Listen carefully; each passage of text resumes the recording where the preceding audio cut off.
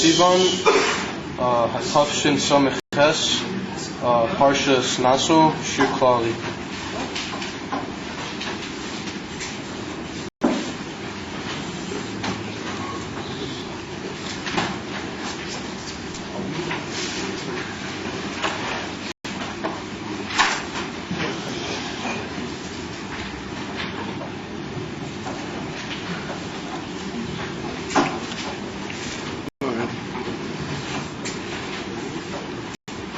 So we're turning this week's Parsha Naso to chapter Vav,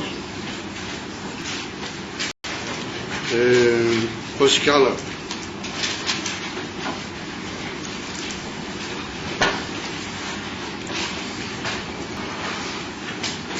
This is the opening of the Parsha of the Nazir, the dinim of a yid that he wants to, or he takes on himself to become a Nazir.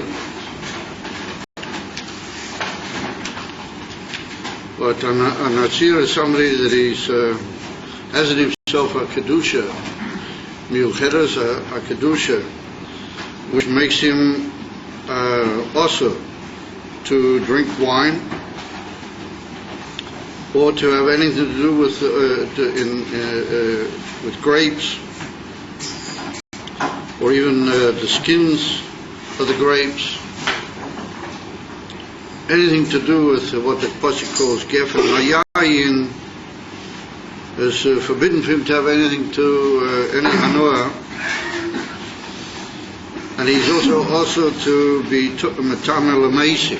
He can't allow himself to become tama to a dead person, and if he does, then he breaks the whole hemshech of his nazirut, or his nazirus. He has to start all over. He has to first of all become tahor from the tumas meis, and then he has to start all over again the counting of the days of his nazirus.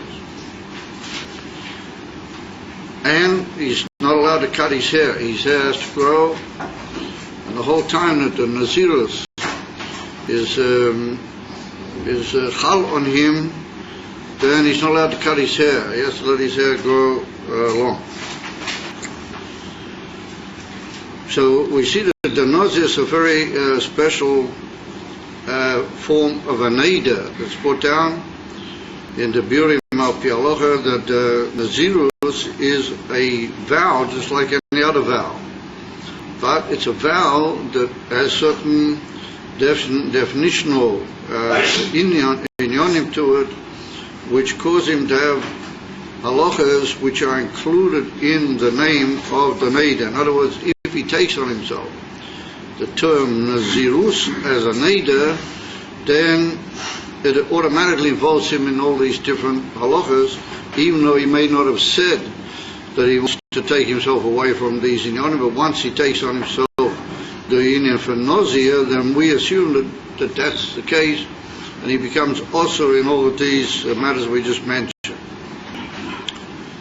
So the Nazirs are a very remarkable person. And as to whether it's shayach nowadays, the whole inyan of somebody becoming a Nazir, differing opinions about that. But most great authorities hold that if somebody actually does make a neder of Nazirus, then it becomes binding on him, at least partially, to keep the neder. So we have to hope that nobody's going to run around here trying to make himself into a Nazir.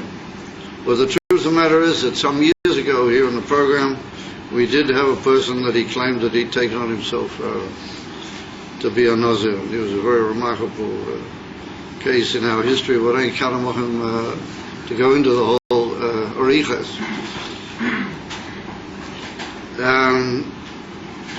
It's apparent in the Rambam. Now, the Rambam holds that Nazirus is only applicable in Eretz Yisrael. a remarkable diuk in the Rambam. And therefore, if someone takes on himself Nazirus in Chutz La'aretz, in any of the countries abroad, then he's not a real Nazir, but he's nonetheless also forbidden to do the things that the Nazirim are forbidden to do, but he has to be told to go to Eretz Yisrael immediately.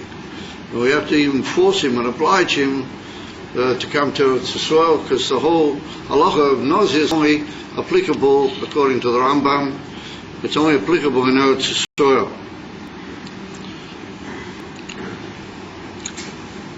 And then the Rambam says that since nowadays we don't have the Beis HaMikdash, and he can't bring the korbanos which a Nazir has to bring in order to conclude his Nazirus, then a person who becomes a Nazir nowadays has to stay that way until the day of his death, and there's no way he can get out of his Nazirus, because since there's no Beis HaMikdash, then there's no way he can actually complete the Nazirus by bringing the korbanos. It comes along over there, the Raiva, the great Baal Prukta of the Rambam, and the Raiva says that nowadays there's no Nazirus, and it's also to try and become a Nazir nowadays. He said because we're all Tumei Mesim, we're all anyway people who've had some contact with dead people, and therefore you can't take on yourself Nazirus because of the Tumas Mei. But that's a very amazing time, because that would tend to indicate that maybe if you want to be a Nazir, you've got to be pure altogether from Tumas Mei, and then you're forbidden to allow it to happen to you. But the Kesef Mishnah over there writes, the Beis Yosef, he times against the Raiva that that's not necessarily the case. It's just that once a person becomes a Nazir, then he's forbidden to be Metamei Michadash to Meisim. He can't then allow himself to have any contact with Meisim. Or not necessarily, before that he had to be pure from any connection with Meisim. And that's a very interesting difference of opinion amongst those great early commentators. Achabonim, the Raiva holds that you can't really become a Nazir nowadays, and it's even forbidden to try. Achabonim, the Rambam holds that you could, and so do certain other great opinions. And the Rambam says you've got to immediately get a plane to Eretz Yisrael if you become a Nazir, because the union of Naziras can only be carried out properly in Eretz Yisrael.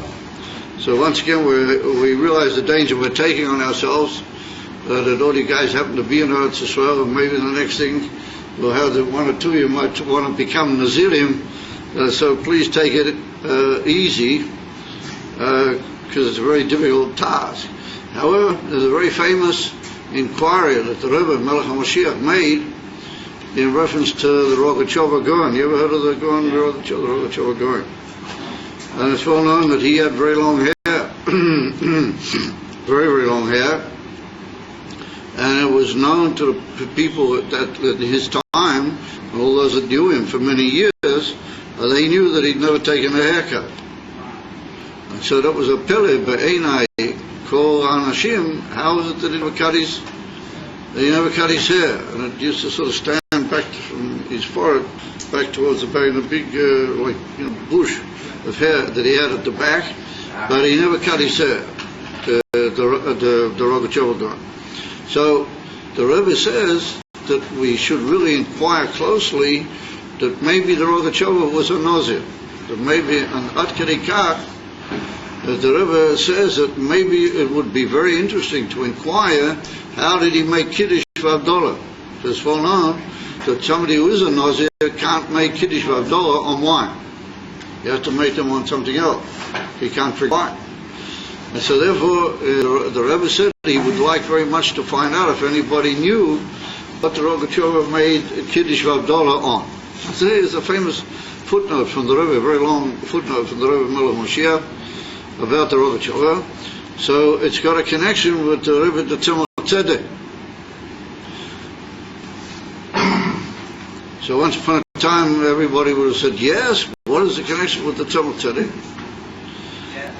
That when he was very young, but Rogatchover, by the time he became Bar Mitzvah, his father took him to the Rebbe, the Tzemach Tzedek, for a bracha.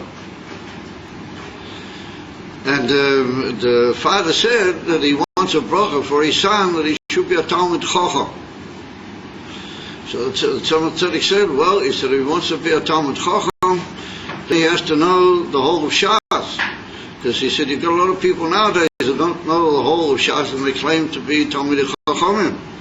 He said, but you have to know all the Masechtas of the Gemara to be a Talmid Chacham. For example, said the Tzemach Tzedek, a lot of people don't learn Nazir. They don't learn Masechta Nazir. But if you don't know Masechta Nazir, then you can't be a Talmid Chacham. That's what the Tzemach Tzedek said. So then he gave a bracha and the whole thing, and they came out of the Yechidas, and the Rogatchover was a very sharp, how do you say, very sharp cookie, to use the expression, and he immediately said to his father, why did the Lubavitcher Rebbe, why did he bless me with, I should know Masechta Nazir? So the father said, I don't know, he was just choosing an unusual sector. So the Rogatchover said, wait a minute, he doesn't choose unusual things. If he says something, then it's got a significance. So the father said to him, yes, I agree, and he just tried to pass it on and go home. But it appears that the Rogatchover may have taken it very, very literally, and it may have taken it seriously, and it may have implied that the Tzemach Tzedek was being meramis to him that he should in effect become a Nazir. Or he should know.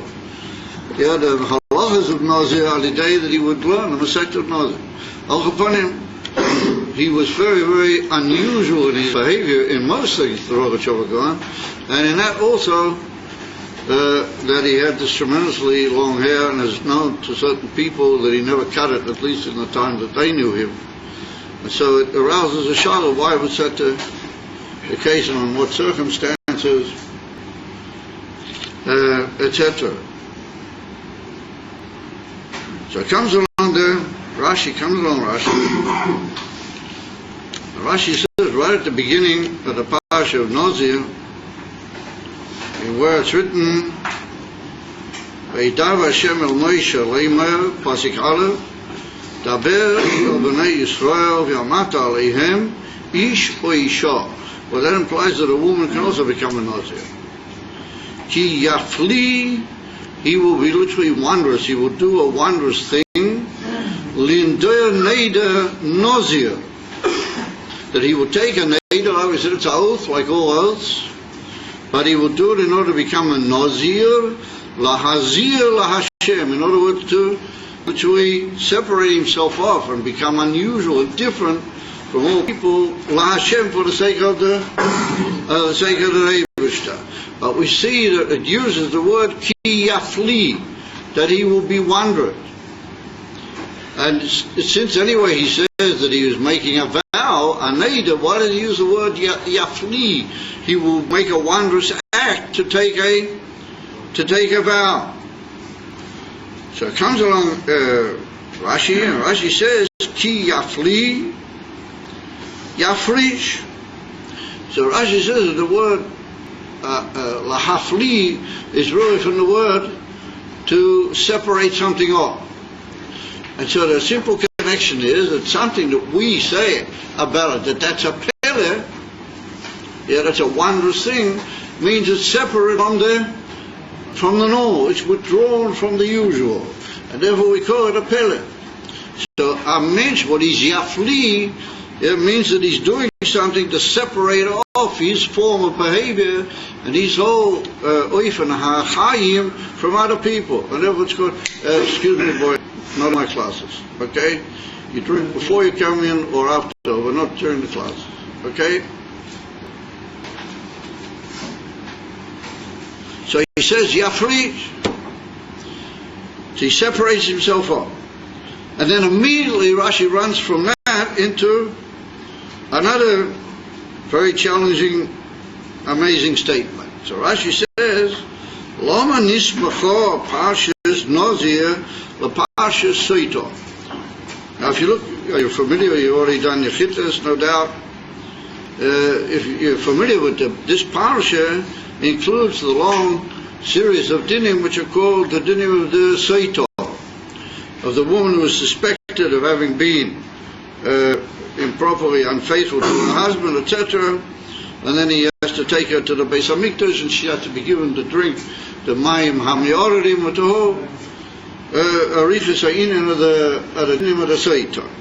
Immediately following the conclusion of the halachas of the Seitor, it begins the halacha of the Nazir. So says Rashi, why is it that Parsha Nazir is right alongside the Parsha of the Seitor? Leimalacha comes to tell you, Shekol Haruya Seitor B'Kul Kula, anybody who sees Seitor, he happens to be in the Beis Hamikdash, or he's around when they're actually carrying out the ceremony against the Seitor, and he happens to see that, and he sees her, collapse into improperness, kilkula. Yazir Achmei Min HaYayin. He should immediately take on himself to be a nazir. In other words, he should completely separate himself off from wine. Shehu Meivi Lidei Niyu, because wine brings to improper conduct, which is called adultery. Niyuf is a word which really basically refers to the word adultery. I remember he makes a chesed, why was she like that? Because of wine.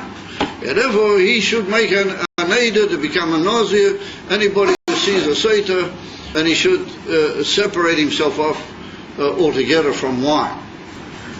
So I say that's what Rashi says, that's the reason why this was put one alongside the other. So that's itself the amazing shaila. All throughout the Torah, the parshas have to occur one alongside the other. I mean, the Torah was written, and there's 613 mitzvahs in the Torah, and they got to be written, so they have, order, and they follow one after the other. So if there was some tremendous point in the reason why one mitzvah follows the other, then Rashi should do that all over the Torah. He should say, why is this mitzvah follow that mitzvah? Why is this mitzvah alongside that mitzvah? For this and this, for this and this reason. However, we don't find that Rashi does that. We don't find almost anywhere that Rashi asks, why is this parsha alongside this parsha? I find that the Eibush knows what he's doing. The Eibush gave the Torah. So it's the Eibush that put all the different parshas in the way known to him. And we don't have to come every time we see one parsha alongside the other and say, why is this parsha, why is this mitzvah alongside this mitzvah? And all of a sudden Rashi comes here in the middle of almost what you might call nowhere, right in the middle of a whole, we already had hundreds of mitzvahs in Yonim. And Rashi says, oh, why is the mitzvah of Nazir, or the parsha of Nazir, alongside the parsha of the Seitor? So you can ask it all over. Or you might say, well, it's not there for any particular reason. David had to list the mitzvahs of the Torah. He listed them.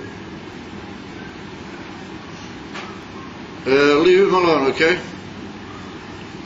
As a matter, he listed the mitzvahs of the Torah, and one after the other, as you would say.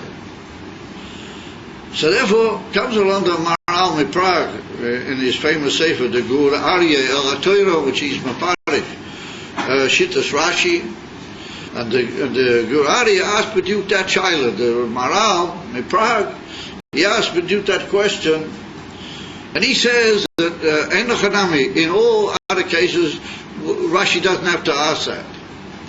But he said, whereas two inyonim which are the exact Heifuch, Gomer, opposite one of the other, then he said, Rashi is struck, why is it that the Eibster saw right to put two things which are completely hafuchim zeh mizeh? And that leads us to a small biur in the famous minig, which in Lubavitch and brought down in Hayom Yom. And maybe to certain peoples who have been trying to do it to the best of their ability, and that is, it's a minig in Lubavitch during the days of the Sfiras Oimer, to learn the Masechta Seita, which has exactly 49 blat. And so you learn a blat l'yayim, and you complete the Masechta Seita during the Yemei HaOimer. Now some people, some Yidden, Polish Chassidim, and other Yidden, B'Klau, what they learn on other Masechta. Does anybody know what it is? Huh? No. Masechta Shavuos. But Masechta Shavuos has exactly the same number of daf. It's Memtes, dafim, exactly similar to Seita. And therefore it's written in Hayom Yom that our minig in Lubavitch was to learn, or is, to learn the Masechta Seita. And one of the biurim b'zeh is why Masechta Seita in the Sfiras Oimer. We're all familiar with the fact that Sfiras Oimer is the purification of the Nefesh HaBahamiyas, as well known as the Birur, the Midas of the Nefesh HaBahami. Alidei, the Shlita and the Gilui of the corresponding Midah of the Nefesh Elokis over that particular Midah in the Nefesh HaBahami. And therefore you have Chesed Shebechesed, and you have Gvura Shebechesed, and you have in all the Midas Tiferet Shebeitzach, or Tiferet Shebetiferes, all the way down, all the different Midas, 7 times 7, which makes up the Mispar 40, the 49. Why Dafke the meaning for Seita? Because it's well known that the Indian of the word Seita is from the word to turn away, or to dray away from the right path, as the pasuk begins way back earlier, in reference to the Seita ki sishte ishtoi, if his wife will drift away from the normal path. Sishte ishtoi. And comes along Rashi, and Rashi says that sishte is for Russian to turn away from the right path. Rashi says tat midarchei atznius, that she's fallen down and drayed down. Rashi implying that there's like a middle line, what they call the golden medium. You've ever heard of it? Yeah. There's what's called the golden medium. So there's above the golden medium is Atoisephasin in Kedusha and in Teiv. If you fall down, then that's a yin from sishte, a yin from falling steel. And therefore the sin and the shin can sometimes be swapped in certain ways of considering the consonantal sounds of the alphabet, and therefore you can have sometimes a sin instead of a shin. And so therefore the word seito is from the word shtus, it's from the word tishteh, and therefore Rashi brings what the Gemara says earlier on in the Masechta, ein odom oiver aveira elim kein niknas koiruach shtus, that the whole union of an aveira is not from the man. But also from a dover zah, what blows into him, a ruach shtus, a spirit or a wind, literally of foolishness and of folly, and a shtus blows into him, comes into him. And remember, that's what causes him to be over and aveira. Kemuvur in Tanya Barichas and Perikof Dalet and Perikof Hey, where the Alter Rebbe is master that whole union, that the Ruach Shtus is a form, and then in Basi Legani you have a big Arichas about it, but that's a form of self-deception where he talks himself into certain things, and he says, oh, it's not so bad anyway if I do an Avera, what's so terrible, even if in that particular detail I happen to not be perfect, of a Ma'yesh. And the Alter Rebbe explains over there just how serious it is, any Avera, because of a drift from the Etzim Kesher with the Eivish to Chulav Barichas in the Basi Legani. And that's the word Soito, based on this concept of Shtus. But it's the Shtus of the Nefesh HaBahamiyah. Just like we have Shtus in Kedusha, which he brings over there, means L'mayla mitam v'das, higher than Seichel, higher than reasoning.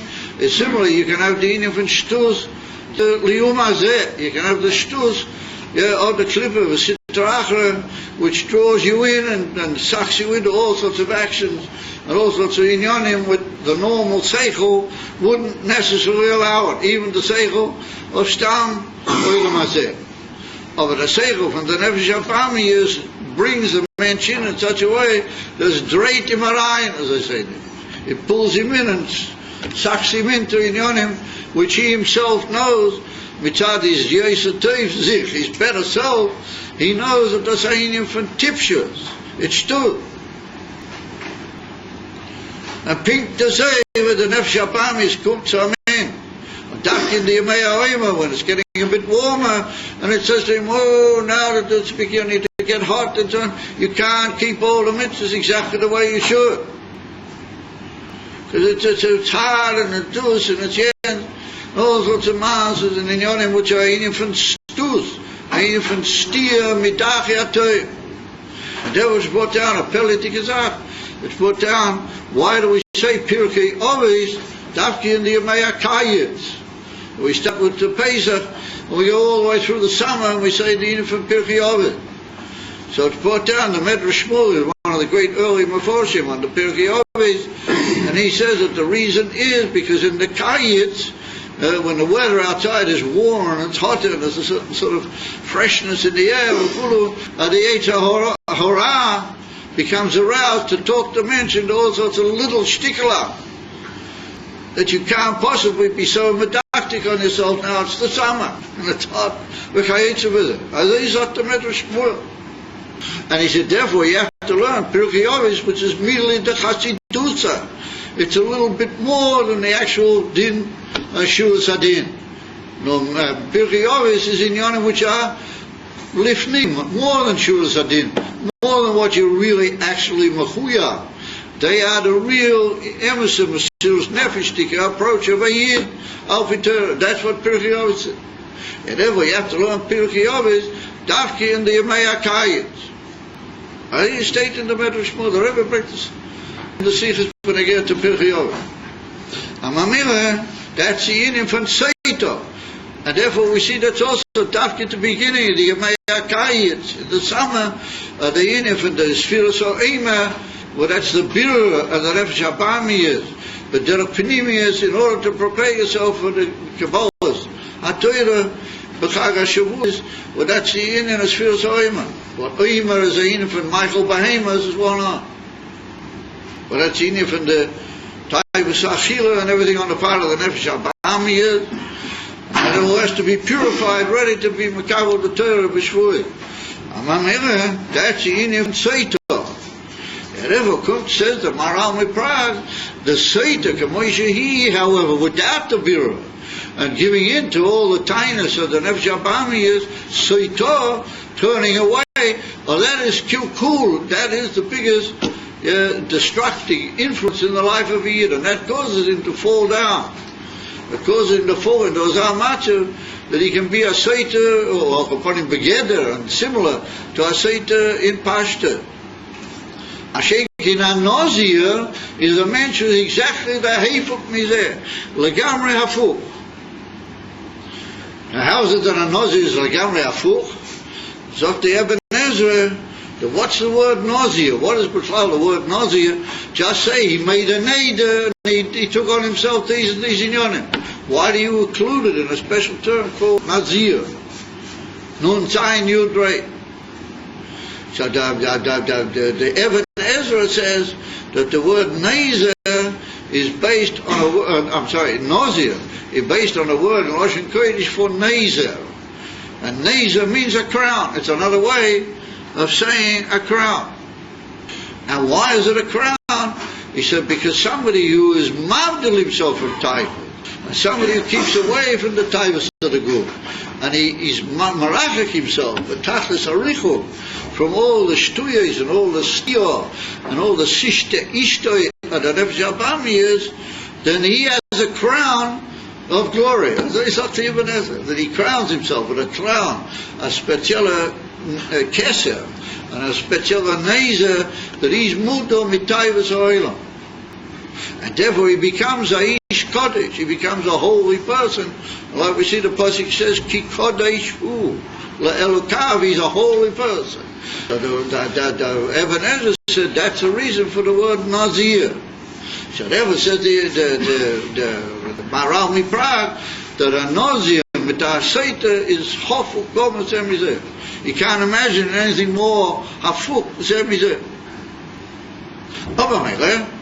That's why, in this particular case, Rashi asked the Shaila, why are these two things one alongside the other? This looks to be deliberate, because two things which are exactly hafukim, zemizeh, all of a sudden they're placed one alongside the other. If you say the Eibishter just gave the mitzvahs, Lefia Seder, it's proper to say that there's a certain Seder where they have interconnection, or they're similar one to the other, well, there's mamish two inyonim which are hafukim, gemurim, all together, one from the other, says the Maral Prague. Therefore Rashi is Meseder with the Shaila.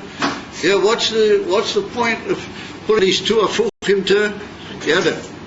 And therefore says Rashi, and for Rashi Ateret, that if you see the Seita B'Kupula, in other words, if you see your Nefesh HaPami, if we touch it up, what he's schlepping you into all the Narish Inyonim, which Sofkos bring you to Rahmanin and Tlan, he put the Kavanah of your life, what the Eibishter wants from him, what he meant for you, to Ilvosko, Kol HaYomim, then you have to realize that you're going to become a Nazir. So like we said before, nowadays you can't become a Nazir according to the Raiva. And other great people hold that some people takes on himself mamish nausea, kipshuta, then we have to stop him somewhere or other. Raiva says that it's also can't mamish become a nausea nowadays, except at the David. Maybe you could if you just did it. Then it could be there's nothing can be held. But over upon him, like the Rambam said, you have to remain that way for the rest of your life. Over upon him, and nausea, but panimi is a man that he's refused himself and he's gone away from all the inyonim of Taivas Sehoilam.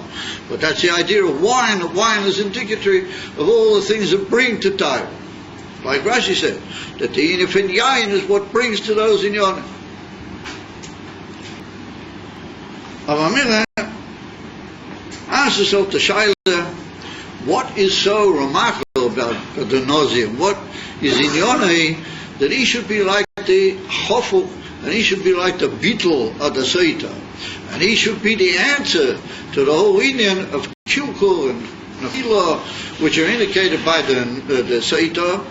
And what's it got to do in a parsha, which is B'chol Hashonim read mamish alongside Matan Torah? Either it's read like this year, slightly unusually before Matan Torah, or it's read in the majority of years immediately after Matan Torah, and usually a day or two from Matan Torah, very much besmichus to Matan Torah.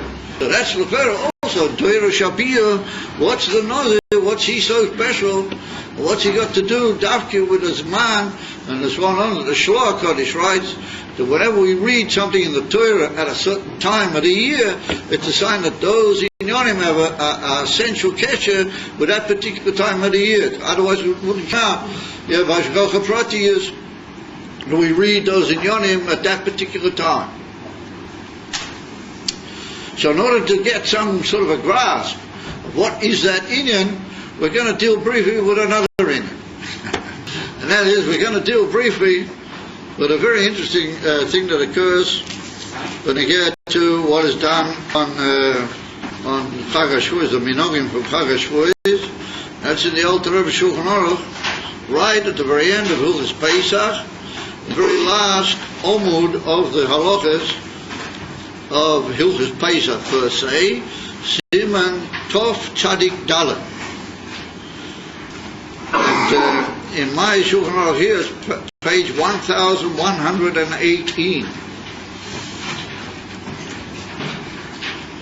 I saw somebody before bring in some Shulchan Aruch here.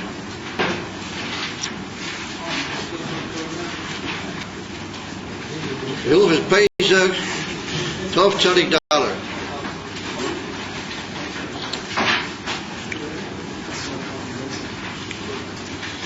Right at the end of Hilchos Pesach, the Shulchan Aruch and the Alter Rebbe and his Shulchan Aruch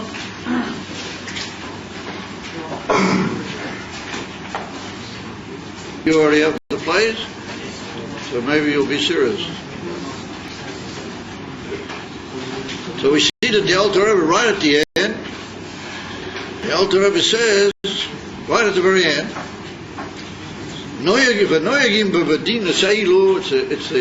it's the custom in these, Medini means the European countries,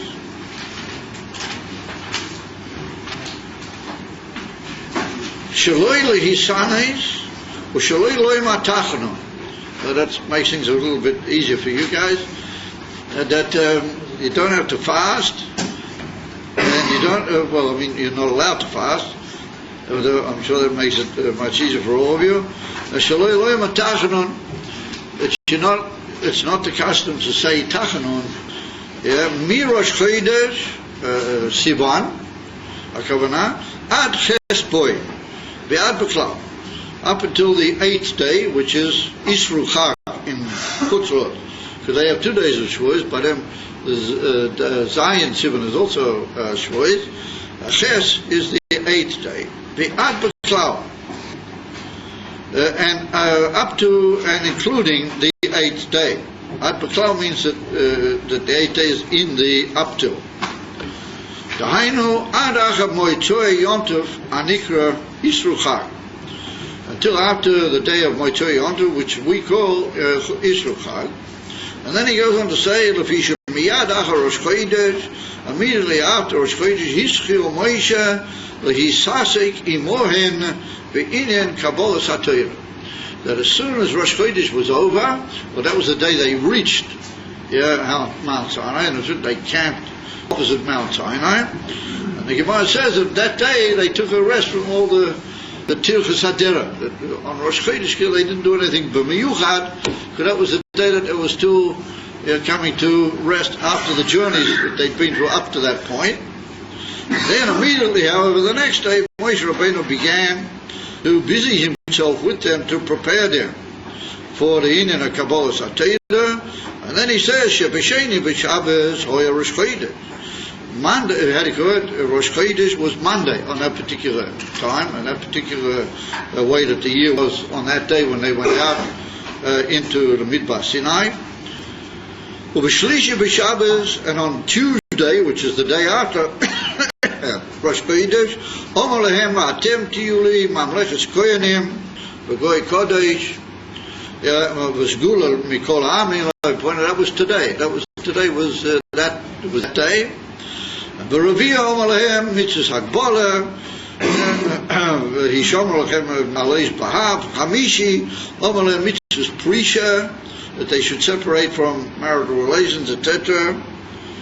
And then at the end he says, you should be nefeinim lehem ashlishi shehu Shabbos sheboi nitna haTorah. And the guy says in Shabbos that everybody agrees that the Torah was given on Shabbos, because there are differing opinions as to when were the Shloshis Yemei Hagbala, but everybody agrees that the Torah was given on Shabbos. So here we see that Moshe Rabbeinu was misasik with the Yidden. And it's one of the famous deal that the Alter Rebbe used that expression somewhat differently than the other great sources from whence he takes this basic halacha. But the Alter Rebbe says that Moshe Rabbeinu busied himself with the people all these last lead-up days just before Kabbalas HaTorah in order to prepare the people for Matan Torah. So we see that in those days, this week, in this lead-up days to Matan Torah, Moshe Rabbeinu is busying himself with the Jewish people. Misasek means that Moshe Rabbeinu mamish literally gave his time and all of his effort and all of his unbelievable kedusha to be mamish involved and busy with the people to prepare them for Matan Torah.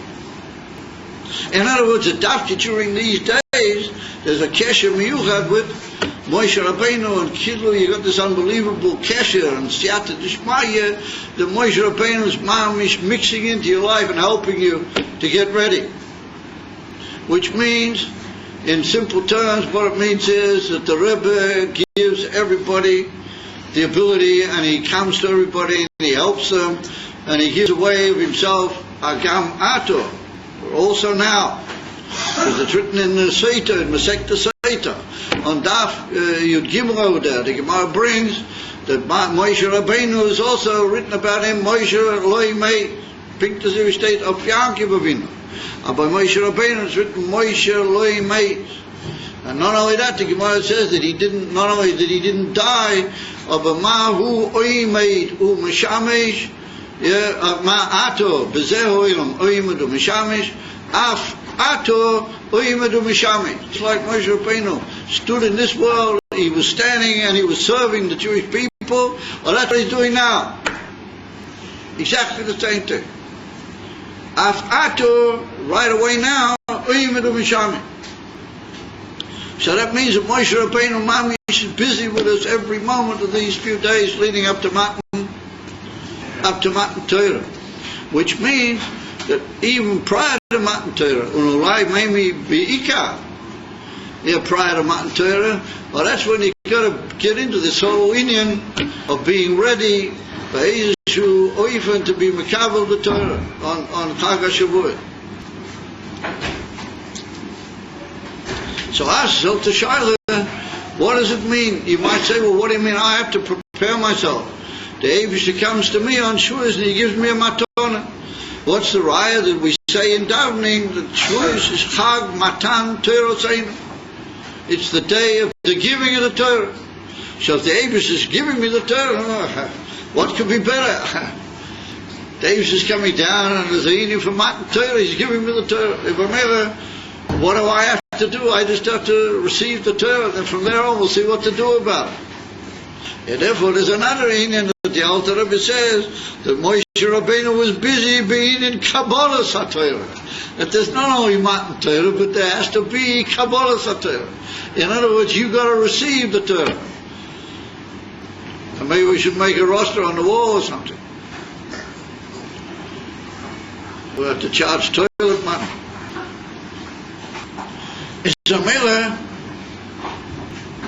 that Moshe Rabbeinu was busy with the Yidden Nishba Matan Torah. He was busy with the Yidden B'Kabbalah HaTorah. In other words, that you have to be a Kli and you have to be completely ready to receive the Torah. In other words, that Matan Torah is only if there's a Kli Kibbutz to receive the Torah. So therefore, Moshe Rabbeinu busies with you and he gives himself over to you to make sure that you've got all these 5 or 6 days that you're supposed to be making yourself a Kli, and Moshe Rabbeinu helps you to be a Kli of Kabbalah HaTorah, nicht Matan Torah, no Kabbalah HaTorah. Oh, you see somebody at least sees it to be a pompous matter to let off fireworks. Huh? Well, they're bringing us to the Torah. The Chavarga. So after davening, after Marv, you'll be able to go and take part in it. Now you're doing what you mean for Kabbalah HaTorah. That's also got to do with us. So, in order to understand that, what is the union of being Misasi for Kabbalah HaTorah? Let's take a look at the Alter Rebbe brings on the previous page. In Sif Yud Gimel, the Alter Rebbe brings the Noyagin Likrois Megillus Rus B'Shvoid. That it's a minig to read the Megillah. How do you say Megillah? I've got an expression in English for Megillah. You read the scroll. Oh, the scroll. You read the scroll of Rus. Shuhuz Man Matan Torah. That's the time of the giving of the Torah. Kedei Lilmoid, in order to learn and to grasp, Shaloi Nitna Torah Ela Al Yedei Yisurim Va'oini. Yes, singer, maybe one day you'll grow up, eh? If Shivat is possibly time. Maybe. Kule Hai V'ulai. Lilmoid Shaloi Nitna Torah Ela Al Yedei Yisurim Va'oini. And that comes to teach us that the Torah was only given al yedei yisurim v'oini. How do you call it? Suffering and poverty. Suffering and poverty.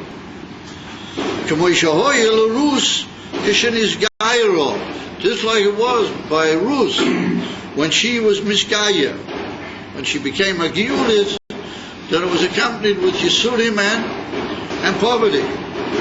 ואין מבוכים כלום על קריאת מגילה זו, כמו שנסבר בסימן טוב צדיק. There used to be the custom, they used to read out these Megillas in the shul, in public. In Lubavitch that wasn't the custom, but there's many shuls in Bnei Brak and other places where they do read these Megillas, because on Sukkot they read Megillas Koheles.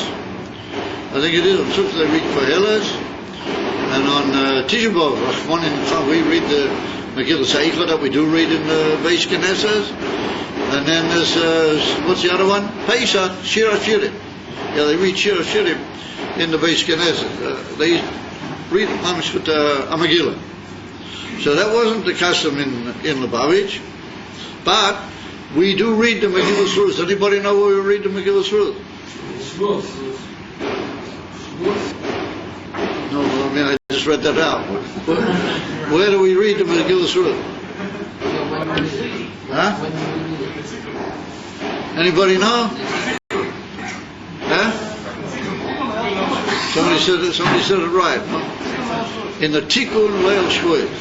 If you look in the Tikkun Leil Shvuos, then the Megillah Ruth is brought in its entirety. The whole Megillah Ruth is brought down.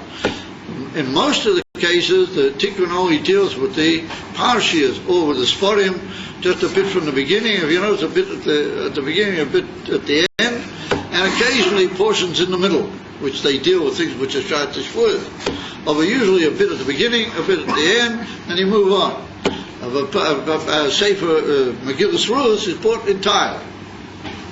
So one way or another, we read also the Megillah Ruth in public, in the shul, because we don't read it out as like a public reading of a Megillah in front of everyone. So now the Alter Rebbe brings down, why is that? He said because of the Torah was not given only through Yisurim poverty.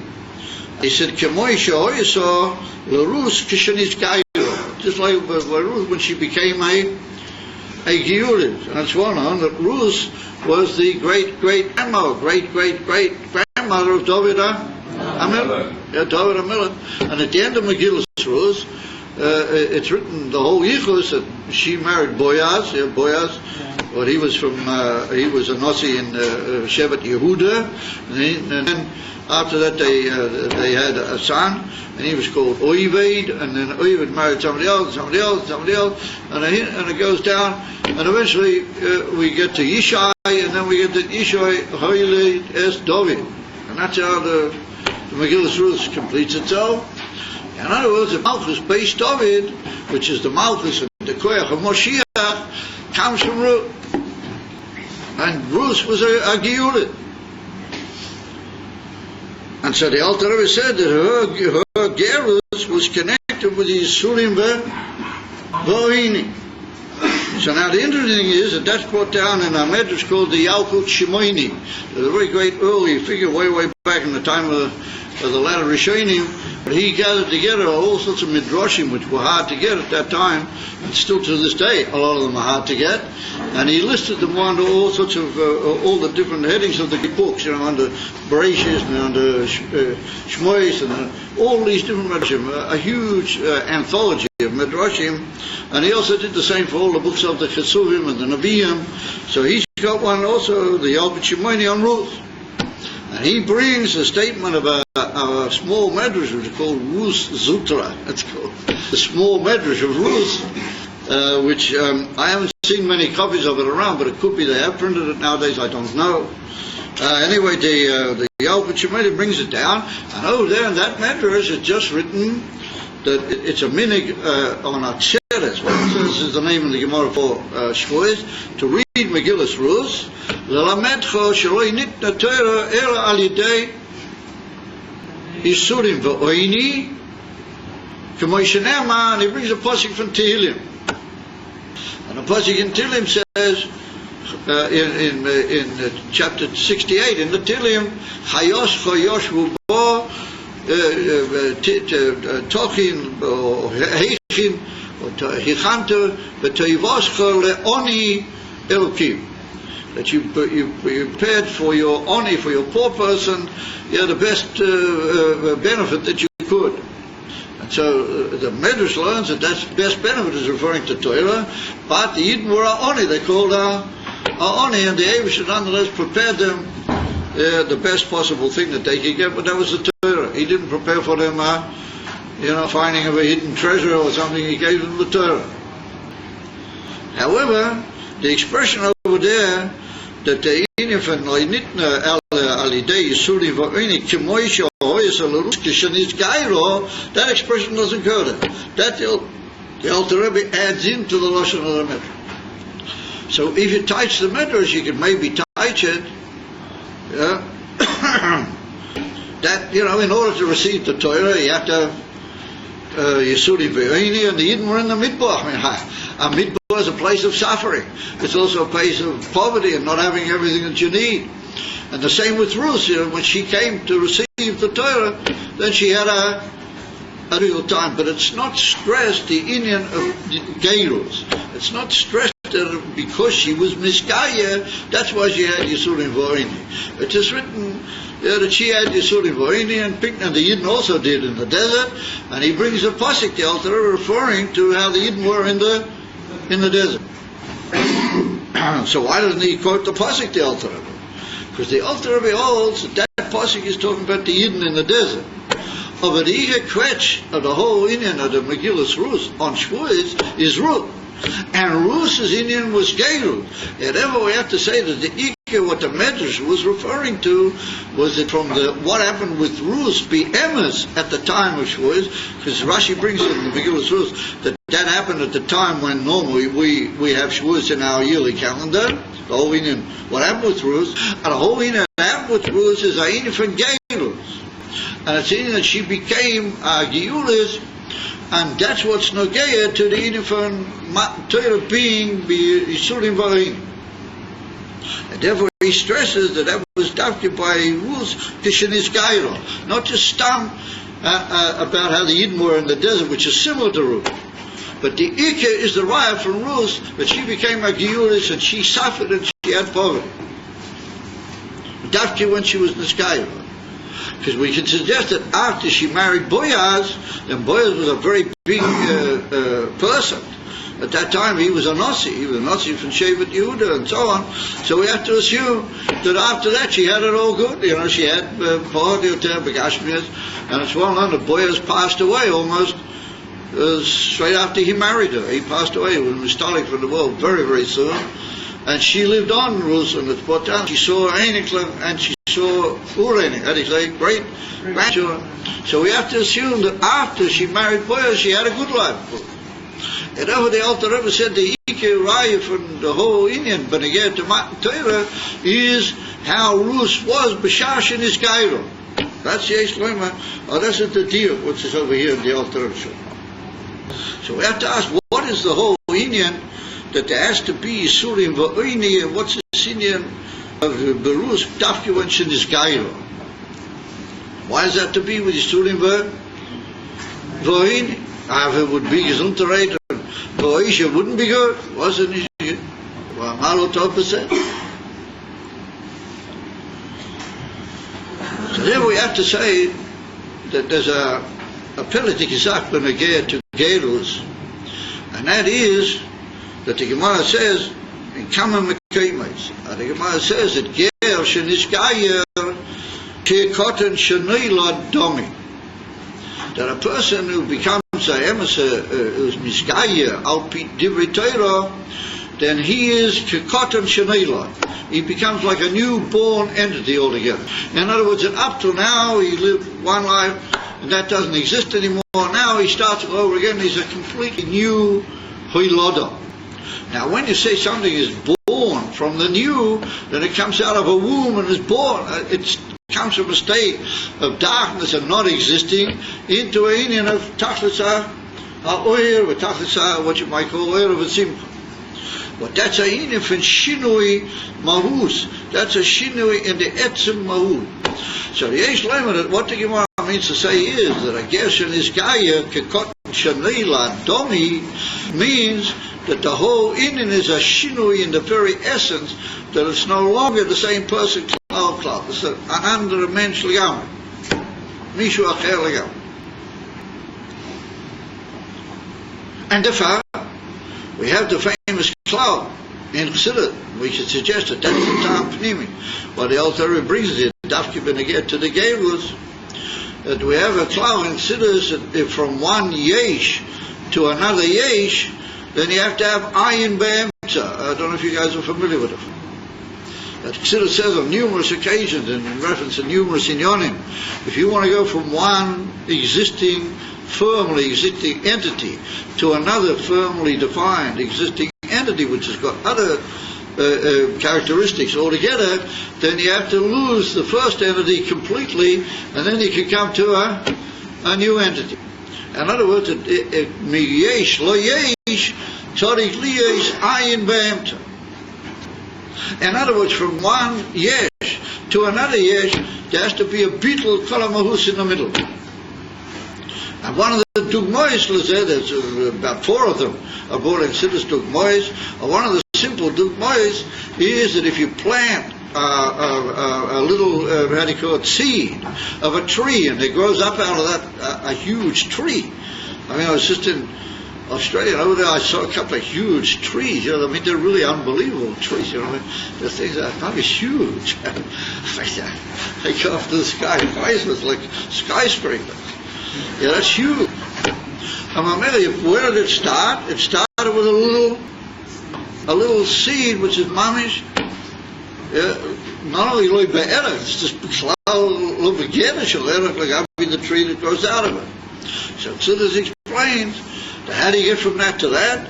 What happens in the middle is that the seed, according to Chassidus, completely rots away in the ground. It loses its whole previous material, and then it's able to give forth a whole new material, and that new material can be she'ein areich completely, having the previous material, because it's a new material.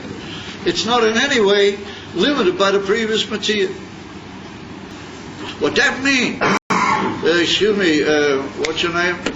I'm sorry to keep telling you, but I don't allow people to put their heads down on the table when I'm teaching, okay? I'd really appreciate it if you could hold your head up. Is remember the Indian of one yesh not being governed at all by the other yesh can only be if the yesh arishain loses all of its previous material. Otherwise, it's always going to affect and govern the new thing coming out of it. And therefore, there has to be in the middle a from bittul kol ha'inyan ha'koida. And then the new yesh, albeit it came from that yesh, but it's completely legamri and under the Matthias legamri. So where does it get that power from? It gets that power from the Mechadish Kol HaYeshes, but that's the Eibishter. In other words, then there comes in a new Koyach Eloki, which can be mislavish in that new yesh, and it can be, even for Ein Arif, like the Gemara says, Yofi Koyach HaBen Mikoyach HaAv, that the Ben can be incomparably greater than his father, for the same reason. It's brought down in Chassidus that exactly the same thing happens, that the tipper of the zera rots away and loses its whole Matthias for saying kind of mocking laharik. Therefore, Yofi Koyach HaBen Mikoyach HaAv. So therefore we find that the Mishnah in Pirkei Avos, which you guys learn Pirkei Avos every Thursday, I'm pleased to know them. For those who sit in the class and have Svarim with them and pay attention, no doubt benefit from it greatly. Even if they didn't have a sefer, I'm sure indirectly they benefit from it.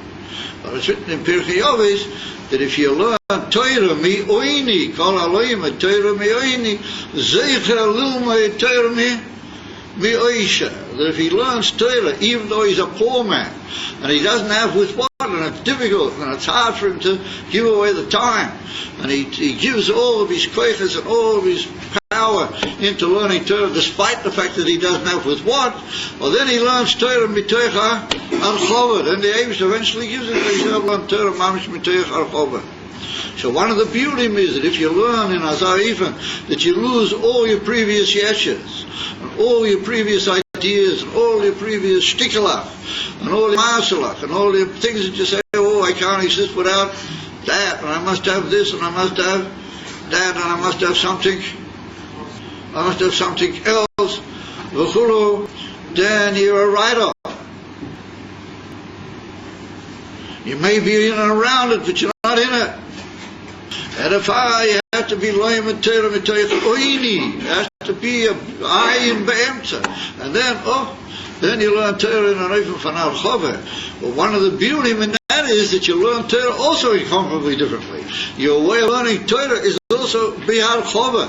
It's in a broad way. It's not in a way that you started off with at all. And also that's the same meaning with a gerus. That somebody who comes to be Miskaya, that he's got to know that he has to give away everything that he had before in an open from little kolam matzias academic.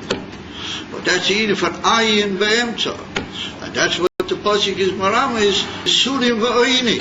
Now it doesn't necessarily mean there has to be mamish suffering and mamish poverty, but like we see in Pirkei Avos in this week's parasha. In this parak, where it's written that if you want to learn Torah, then you should just have a pitcher of water.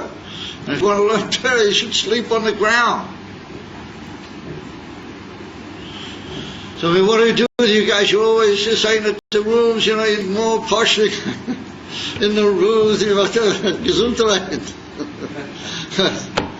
The Pirkei Avos says you should really drink a pitcher of water, and you should eat a bit of salty bread, and you should sleep on the floor. Now just imagine what sort of Rosh Hashiva I would be popular, Rosh Hashiva, if I came around and booted you all out of your beds onto the floor, and took away all the nice food you got in your icebox over there, whatever you got. I left you a little bit of salty water, a bit of salty bread, and a pitcher of water. People would have me out for being a persecutor of the young or something. What's it done? Elamai, what does it mean? I mean, what's it a simple pshat? That's what we should do to people. So you came here to learn Torah, you drink water and eat bread and salt and sleep on the ground. If not, you're out. What on earth would that imply? So some of you guys will probably say, well, that's pretty close to it. Well, it all depends how much Oisha you're accustomed to in your previous day. But however, whatever. So the pshat is not that you have to drink only water in a pitcher, but when you drink all the good things that the yeshiva gives you, all the good things that the yeshiva gives you, then you should drink them as if it was water. In other words, you shouldn't have any more looking and any more searching in it, and any more chakiras, but drishas. It should be to you like just a glass of water. It should have the same error as a glass of water. And the same with all the beautiful roast dinners or whatever it is you get over there in the kitchen. It should be like a piece of salty bread, as far as you're concerned. And the same, the nice posh bed that you have over there with all your sleeping bags or whatever it is that you got there, it should be just like sleeping on the floor. As far as you're concerned, that's sleeping on the floor. It doesn't have any significance. And that's not why he came to be boidig and to make a gun so fast. What sort of bed you got? Have me a bed. That's it. That's the Indian for what the Pirkei Avos means. And that's the iron band. It doesn't yet. And to get to a completely new year, it has to be an iron band. That's a pshat, Yisurim Ba'in. That's a pshat. That's what it means. They give away everything as if it were suffering, as if it were poorness, but it's not really. Deep inside, there's a digress to taina which could possibly be. There's no greater taina than that. That when guys get a few hundred miles away from Ottoman, and when they all get a little bit into the Seder of their lives, and they all look back and say, oh, what unbelievable richness we had when we were in Ottoman. What an unbelievable life we had. And how is it that we're now stuck in this Balbatisha world? How do we get back to the life that was in this year? Oy, oy, oy. So you might say, you guys are crazy. No, because that is the emes tainug amiti. And that's what you say we learn in some of what we learn things which are too high for everybody. That's what was written in the Maimon. We learn in the winter, etzem tainug ha pashut. That there's a inyan from tainug which doesn't need all the dressings. It's tainug, and it's so essential, and it's so part of the very essence of the person that he's just bound up there with all of his being, and he doesn't even notice what the hell is going on. And why doesn't he notice? Because he doesn't care. It doesn't bother him, cloud, what is going on. That's the Indian of Gavers. And that's what we see happened with Ruth. And the father's appellate to Gedir was a kind of mokum to be married and to much. There's a very amazing deal in the whole Indian from the halachas of Gerim and Hilchas Geras. But it also comes up in the whole Indian from Ruth. So it's written that Naomi and her husband Elimelech left Eretz Yisrael. They went out into Eretz Moav because there was a famine in Eretz Yisrael, and they had two sons, Machlin and Chilyain, and they married two Noshim Moaviyos. They married Moabite women. One was called Orpah and one was called Ruth. So the big shaila occurs on the part of the great Meforshim. How come they did that? I mean, if they married Goyish women, wasn't they were big? Elimelech was one of the Sorim, one of the big people in Eretz HaKodesh. What was he doing? B'klal leaving Eretz? It's another shaila. Even though there was a famine, because you know the Gemara said in Bava Basra that you shouldn't leave Eretz Yisrael. Even if, well, it doesn't say that as much as all that, but the Rambam says it's a midas chasidus not to leave Eretz Yisrael, even if you got the best reasons to do so. To Aino a famine. It's a very famous Kumra in the Rambam. That's one of the reasons why the Rebbe used to say that he didn't want Meshumah to come to Eretz Yisrael, because he'll get into a shaila that maybe he wouldn't be able to leave. Anyway, who knows what the Rebbe's reasons were. Anyway, whatever. So we see from that they went out and they married Noshim Moaviyah. And so the Targum, Yonis and Ben Uziel writes over there that they were over after mitzvahs or Torah, that they married non-Jewish women without being Megayed them, as they state in the Targum. And Rashi says Mefurish over there. Not at the beginning, but in a few Rashis further along, the Rashi says that they were, part of their punishment was because they married Noshim Moaviyah, Belili, his Legaya, without being Megayed them. So comes along the Ibn Ezra, the famous Rishon. The Ibn Ezra, what he saw is ever so slightly controversial, the Ibn Ezra. And the Ibn Ezra says, Cholila v'chas loima, the two tzaddikim gedolim ka'elu would marry Goyish women without being Megayed them. And he says that they were Megayed. I said the state of medicine, Rashi thought, even before Ibn Ezra, even though the Ibn Ezra not mechuyot to say like Rashi said, he was, they were comrades, as you might say. And it's mechuyot to sagen, pink toes. Over upon him, there's a lot of medrashim which tend to indicate that Rashi's right. And the Targum Yonzim Ben Uziel, he's mamish atana. So how come the Ibn Ezra says it's so there's certain great authorities found that it's written in a portion of the Zohar called the Zohar HaChodosh, the new Zohar, the Zohar HaChodosh. It's written foolish like the Ibn Ezra, that in effect they were Megayed. That the Machlin and Chilyain were Megayed Orpah and Ruth when they married them. I would say the whole Ruth is based on the fact that later Ruth said she wants to become a Giel, she wants to remain with Naomi, and Orpah said no, she's going back. She's not going to do it. So if they were already curious, whatever types of one said no, I don't want, and Ruth said she does want, but the answer, and also Naomi said to them, no, maybe you both go back.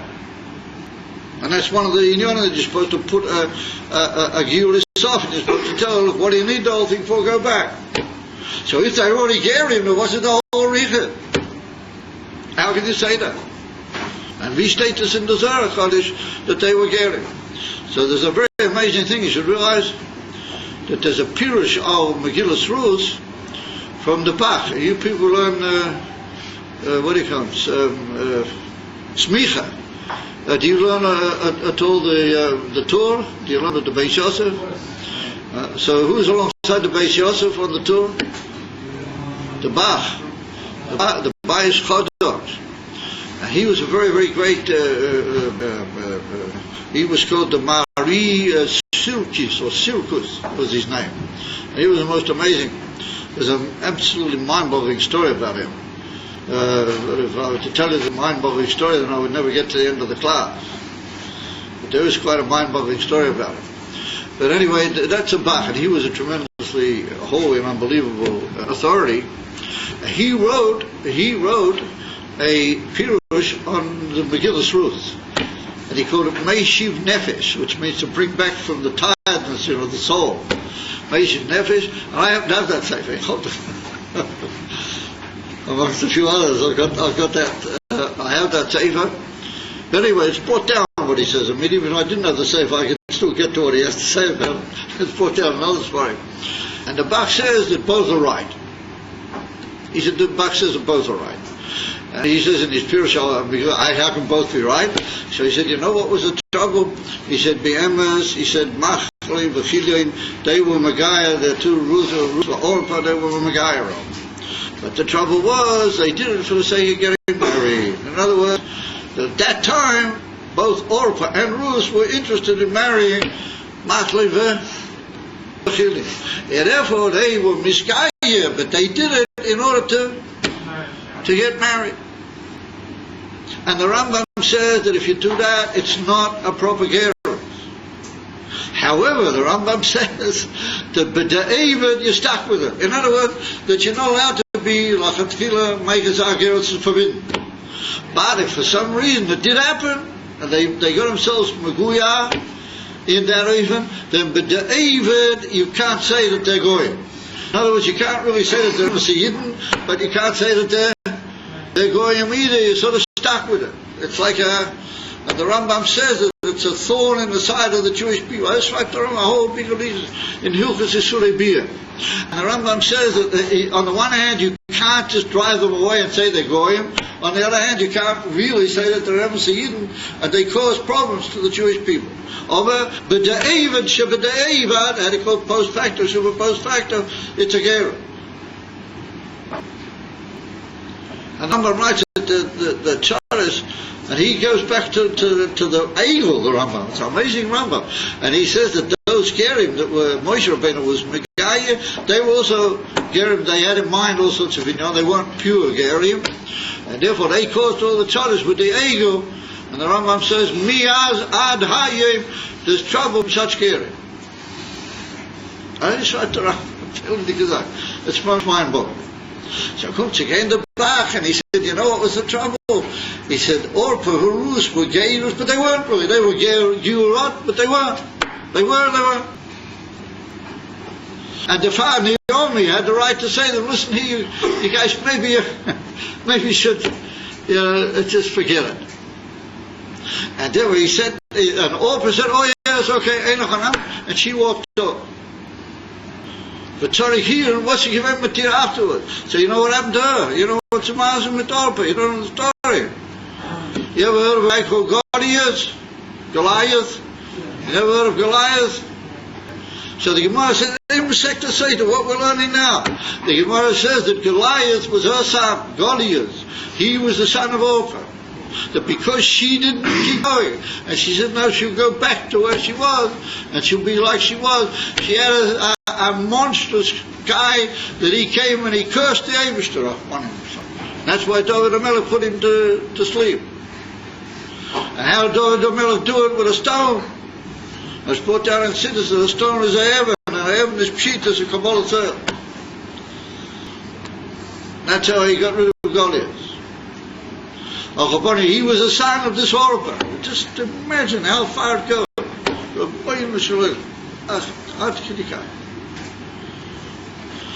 It says the Bach that everybody's right. They were talking Giyurias, but they weren't. And Ruth, she realized that she wasn't the Emes and Giyuris. And now was the big test moment. Then she wanted the euros because she wanted to have a husband. And now he was dead and everything was bad. There's a famine over there, and there's a famine here and a famine there.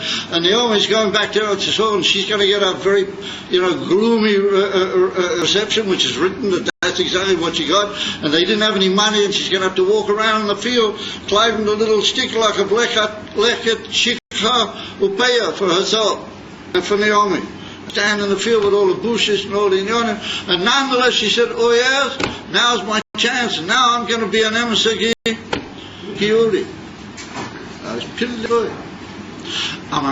the whole story. According to the Bach, that's the pshat in Megillah through. That's a chiddush tova. Mamish emes a chiddush, and it's a chiddush what is not mashma zoy in Rashi. Rashi wouldn't learn that way. Yesh ke'ele shalom dim kak v'yesh le'malma. It's a mafurish zoya hachoda. According to that you can't become a giyur if you still want to hold on to something. If there's still a hold in the previous materials, then it's only a bedavid de gezak, and it eventually ends up causing trouble. In other words, it has to be a complete cut-off, a complete schneid altogether, yisurim v'yoini.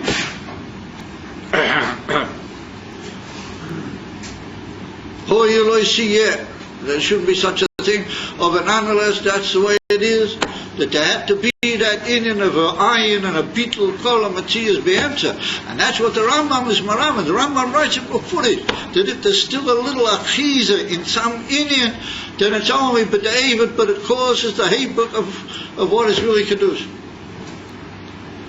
It's not emes kedusha, even though we can't say it's mamish klippa. Mamish deployed. And that's what the Alter Rebbe writes, that Yisurim ve'oini by Ruth is Sheniz Gairo. Later on, Ruth had Baruch Hashem, she had position and she had everything she needed in life. But when she was Mizgayer, and she went through Yisurim ve'oini, what was it the idiom from Bittul Kol Matziyah? Bittul Matziyah's Legamre, and Oish everything, and then a new start altogether. Legamre Aini Chodosh, even though she could have said, well, at least B'David HaMegillah, leave me alone.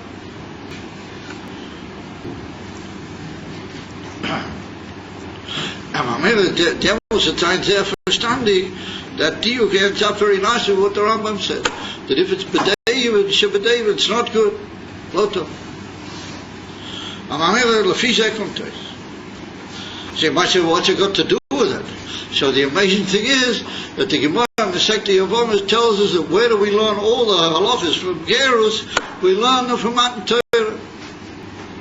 And all the halachas of how you're supposed to carry out what a ger, to bring him into Gerus, that's what the Yidden went through B'Shas Matan Torah.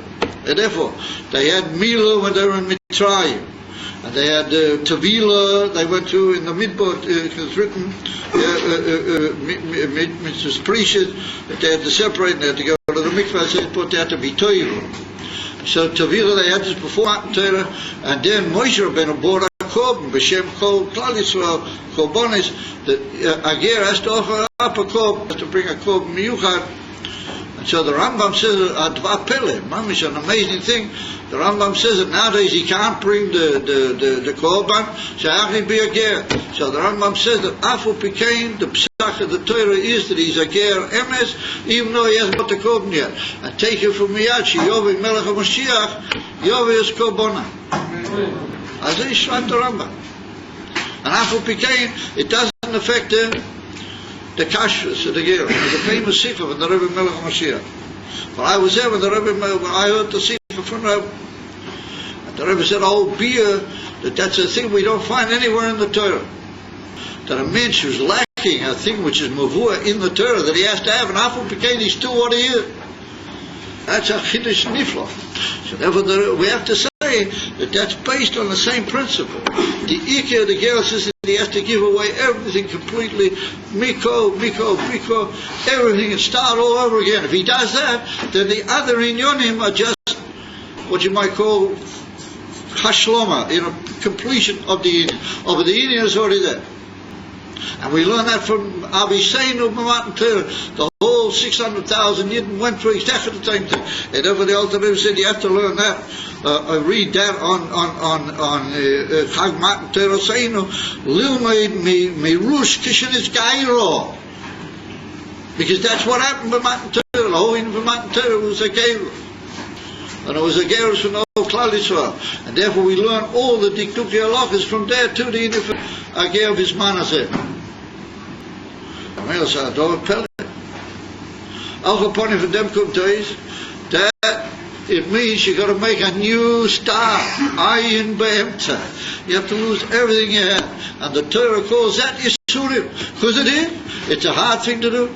It's a very unbelievably difficult thing to do for a man to say, oh yes, here I am, before I had all in and a turn and a turn, but I'm giving it all away.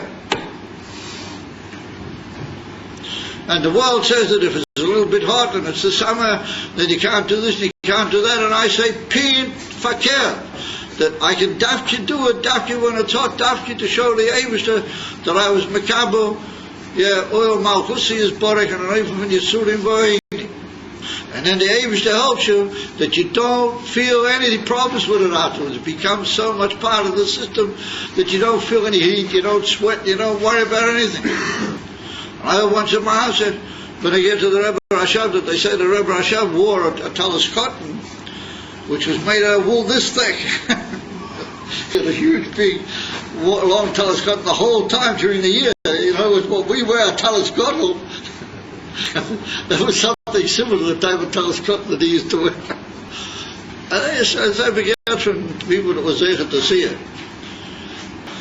So there was one night there was a scare in the house. The Rebbe Rashav was had he caught on a so-called holiday out in a place in Russia, and there was a scare in the house that they thought that maybe some group of people had broken into the house, and there was two bochum always slept up in the attic to guard the house, and they came running down and made a big fuss because they thought that somebody had broken in, and so the Rebbe Rashav came out of his bedroom. Slightly less dressed than what he usually would, because he heard this, and so they saw him in his talus cotton that he used to sleep in.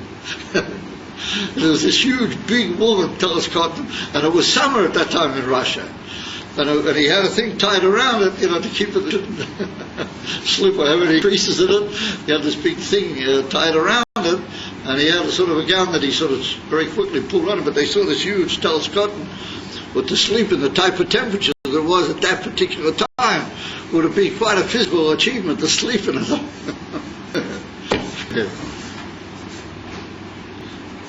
And do you mean to tell me that he felt it? He'll say much of a Rebbe is nishka kashia. You're right. If you tell me that you're right.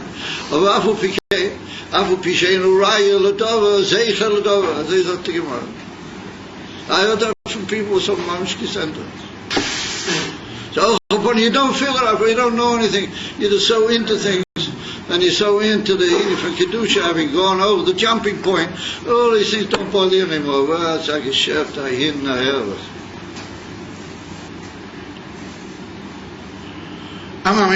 That's the Indian, the Alter Rebbe means with that whole piece, and what he brought down over here. So how can I do that on my own? So therefore the Rebbe said that at this particular moment, Moshe Rabbeinu is misasik imohem. Moshe is busying himself with you. Mahu oimed lahalon, oimed umeshamish, af kan, oimed umeshamish. So, now we get back to the Nazir. Now we'll understand what the whole Indian of the connection with the Nazir, with the Indian from Seita, the Bittel and the Birur, the Nefesh HaPahami is, and Nazir is a mensch hazah. He's a mensch who became a whole new Matthias. How do we know that he became a whole new Matthias? There's a political thing here, when you think about it, your eyes jump out the store. It's written that he has to grow his hair. So he must have growing your hair. I mean, that's Hebrew HaKedusha, what is the type? It's brought down in Derek Mitzvah that the hairs of the head are better to be cut off. The hairs of the beard, chas v'sholem, to even dream of touching them. But the hairs of the head are better if they're cut off. Because ein behem inyan HaKedusha, ich behem inyan shel gvulis, Peseilas HaGvulis, noch a self inyanim. which are put down there in Durham. It's not kidai to have long hairs on the head. Or wasn't he come along with the nose and you say, no, he has to grow his hair, and he can't cut his hair. And like we said before, the Rogat Show, it got those big roots of hair at the back of his head. He said, how can that possibly be the case? And if there's no ability to gesagt, well, it's written that he has to grow his hair, but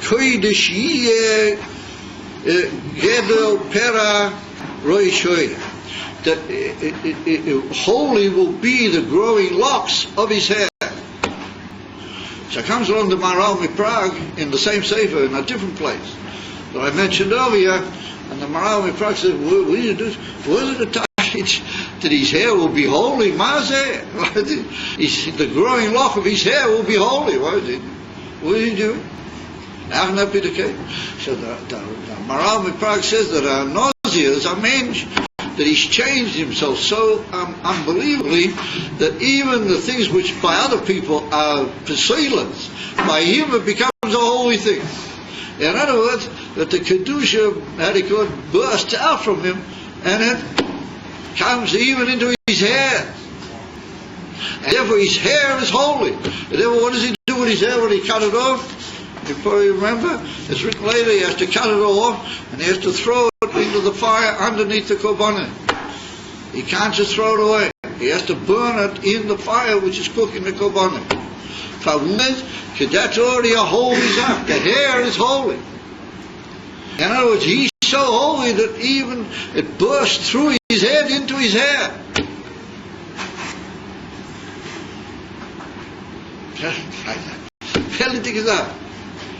And that's what they say, that you have to become so holy. You know the famous story in Yiddish, you have to become so holy that even your heel is also holy. And the Rebbe Rashab once said that he heard two people arguing, and if I bring it, the Rebbe said you have to be so holy that even your heel is holy. And the heel is like the hard little part at the bottom here, you don't feel anything, you don't know anything like that. Even there you have to be holy. So it's the same idea. The Nazir is holy in his hair. The Kedusha spats in, and he pushes its way into the hair.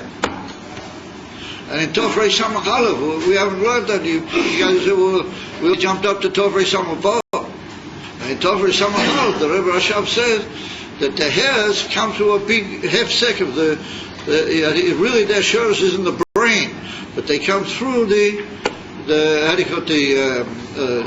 etzem hagulgelos. They jump through the skull bone around the head, and therefore they lose all their intensity, and they become more feeling. You can cut them, you don't feel it, because the etzem hagulgelos interrupts the flow of this kedusha that's really in them from the brain. Anozias is our mensch. Well, he's broken that whole hefsek, and he gets all the kedusha of his brain into his head. And therefore, I heard from there used to come a Mishnak Jerovi in the old days to give a shiur to the Bochum in the Zal. He was a Litvak. He was a very big lamda. He used to give a shiur once a week in the Zal. Many, many years ago. Years and years ago. And he knew somebody who knew the Rogatchover. I spoke to him once at the table, lunch table. He told me, and he said that he claims that one of these people knew the Rogatchover. He said that the Rogatchover, if you tried to cut a hair, it hurt him. He would shout with pain if you tried to cut a hair. In other words, that he was holding pink by the madrega, even if he wasn't a Nazi. He was a Nazi, B'poel Mamish, in that his hairs felt all the kedusha of the brain, and he would shriek with pain if you tried to cut his hair. I said we get from there on, and he told me the story. I remember that's the in of a Nazi. So a Nazi is a whole new Matthias. He's not like people are. He's another Matthias altogether. Lahafli. And therefore Rashi says it's a wondrous thing, Lahaflish. As Rashi, he's different than all other human beings. I mean, what happened to Matan Torah? We all became Nazirian. Has v'sholem, the world in the Ravid says you can't be a Nazir, it's forbidden. So he's going to have to rely on that he should go around becoming a Nazir. Over the Pnimis, we're all Nazirim. We're all Nazirim, and therefore it's written when Moshiach will come. It's written as a pasuk that says, I think it's in Yeshaya, or one of the Nevi'im, and it's written that V'gam mi'bachorayim mibochureihem ekach li nazirim. That David said, I'm going to take from the Bochurim, the Jewish Bochurim, which would be at that time, I'm going to take Nazirim. In other words, li'asid love, there will be Nazirim. Why? Because everybody will be so holy that it'll all come into the hair and everywhere. The Kiddush will just go all over the place. And I remember once I was sitting by the Rebbe, many years ago, I swear, by the Rebbe. I didn't hear from the person himself, but I heard from a neighbor of his that he heard it from him. So I mean, and it was commonly told in Lubavitch in those days that I believe that it was the case that there was a Yid that used to live on Eastern Parkway, and he was a barber. You know, he used to cut hair. So they say that every now and then he used to be called in to give the Rebbe a haircut. Just imagine that. He used to come in and cut the Rebbe's hair. You know, whenever the Rebbe saw fit to do so, he would come in. So this neighbor of his in the same building was a tailor, and I once, for bringing, I had one of my trousers torn. One of my trousers was torn absolutely, and I needed to go urgently to a tailor to have it sewed up. So I went to this tailor, and we got schmoozing, and he told me that he'd heard from his neighbor, who used to be the fellow that cut the Rebbe's hair for a few years. He moved away after a while. He moved to another part of America. And so the Chassidim once pinned him against the wall, and they said, listen, you know, he said, what do you feel when you cut the Rebbe's hair? So he said, I'm standing alongside a person, was a Schwarze von sein Kopf Gutskeit. That's what he said. What it's pushing out and jutting out of his head goodness. That's what it was. First to you. You're not a Lubavitcher. Told a Lubavitcher, and that's what he said. And that's exactly what a Nazir is. A Nazir is a man that pushes out all the Kedusha, pushes it way out into the head and into the world around. That's what happened to your Matan Torah. Whether you wanted it or not, that's what happened to you guys' Matan Torah. So we're all Nazirim, and the Yosid Lovei, Moshiach's going to take everybody, he's going to take certain people, they're going to be the Nazirim, and what you call it, how do you call it? The Legion of the Nazirim. By Melech HaMoshiach. I don't know, he's how they're going to look, and boys with time, I will put him, as they state, Kakkosu. Of Amela, doubtless all of you want to be part of that legion. And all of us want to be a legion of the Rebbe's Nazirim. And Nazirim are people, they don't know from anything. All they know is that they got to get things done. They don't care not about Yain, not about Gurnis, the Mamish Mufresh, Mizeh Ho'ilam, Ein Lem Ko, Eisik, Mitinyonim, and they don't mind if they have to sleep on the ground, if Kamun, nobody's going to put you on the ground. And they're prepared to drink water, Misura Tishte, but the whole Rigas Avi to bring Moshiach, Bapel, Mami. Those are the Inif and a Nazir. A Nazir nowadays is someone that he doesn't worry and he doesn't care. He's not concerned about all the good Zachen and what people say and what this one says and what this one thinks and what this one writes in his journal and something about doing this and yet. All he knows is that the Rebbe, Misasik Imoyim, the Rebbe is busy with you. Moshe Rabbeinu is busy with you right now. Misasik, he's busy with you. And he says, Moshiach has to come now. So I know this says, forget about it, forget about the wine, forget about everything. And put yourself into one Inyan that you have to bring. You're the legion of the Rebbe, you're Ekach Mehem Nazirim. And you're the one who's going to do it before Mamish. Omen, Kain Yehi.